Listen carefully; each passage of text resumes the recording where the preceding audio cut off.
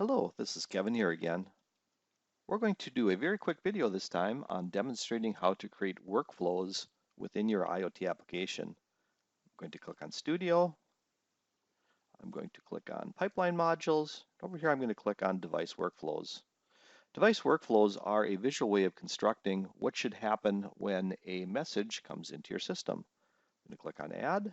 We'll give it a name. In this case, we're going to call it Motion Handler because it's going to expect either true or false whether or not the device is actually seeing motion or not. So we'll go ahead and create this as Motion Handler for the key. And we have these different menu options across the top here. We can add an input, which is an interface into our workflow. An attribute is a way of being able to store data associated with our workflow. We can also create an input command handler, which is a way to be able to interact with our device over the internet and create state machines, and we can also provide outputs. Over here, we can manage different settings associated with it.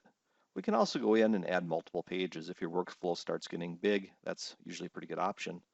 So I'm going to go ahead and add an input, and in this case, we're going to call it motion in, and we're going to automatically add a matching attribute. What that will do is create the initial input coming into our system, which we'll look at whether or not we're seeing motion from the device or not, and then it'll go ahead and write that to an attribute, so it'll store that over time.